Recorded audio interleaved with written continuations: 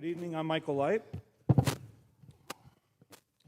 As always, I'd like to thank our teachers for their amazing job facilitating the incredibly difficult pathway to educate our children put forward by this board. Our core group of teachers in this school district are amazing, and I thank you all for your love of our children and your dedication to their future. First, I'd like to touch on the transportation summary. Why is social distancing even being discussed? This board is acting as if it is March of 2020, lacking all common sense and ignoring science. This board is acting as if there's a health concern, not to mention following totally ineffective policies that have been promoted and discredited activist-based mitigation methods at the CDC. So long as the airlines are packing their flying soda cans full of detention center for illegal crossings in McAllen, Texas, like they are one, there should be absolutely no forced distancing on our buses. I know science is incredibly tough for this board, but I'll instruct you once again. Our children are not at risk and have never been at risk of this illness or from illness of this virus. This is another example of political activism within this board. This is behavior that must end immediately, and the discussion needs to focus on removal of these ridiculous medieval remedies that are scientifically proven to cause disease and a weakened immune system. Make the change in your tone or step aside. These are your choices. No distancing and no masks.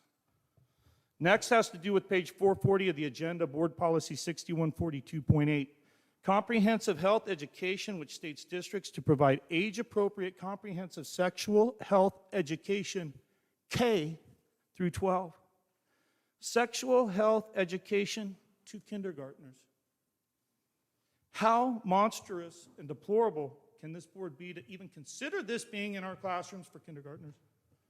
Part 2, section on students excused from health instruction, expanded to address excusals from any exam, survey, or questionnaire which contains questions about the students or the family's personal belief, practices in sex, family life, morality, or religion.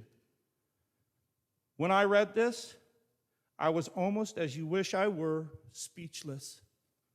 This district's behavior applying pressure to our children about their family's practices in sex, morality, or religion is treasonous and criminal.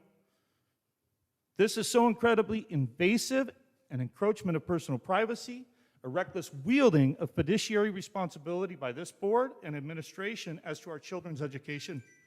The thought that this district would be providing age-appropriate, comprehensive sexual health education instruction to kindergartners. Please summarize, Mr. Light. Time has expired. Summarize. You give Thank me you. 4 minutes and 30 seconds, please. No, you only have 3 minutes, sir. Instruction, you're giving other people more time, you're going to hear what I got to say. That's a new normal. Instruction to kindergartners Please summarize. Beyond belief, and yet again a horrific example of a small school district run by a group of communist activists trampling our children to achieve their political aspirations. As to the questionnaires and surveys about our family's personal belief structure and sexuality, religion, or any other sect is a direct violation of our constitutional right to privacy. This board and administration's transformation of our adolescents' education is a demonstrable example of child abuse, reckless endangerment of our children's mental and emotional health, and a constitutional violation of our right to privacy. Please step aside, Mr. Light. Any member of this administration or board that supports and perpetuates any part of the language described within the parameters above Mr. Light, is an time's expired. abject failure to our children and a treasonous threat to our Republican freedom. This type of radical curriculum must be walked back. You are expressly unqualified to perform your duties and the fiduciary to our children's educational future, and you all must step down if you're not willing to do what us parents are telling you to do, because this is a republic.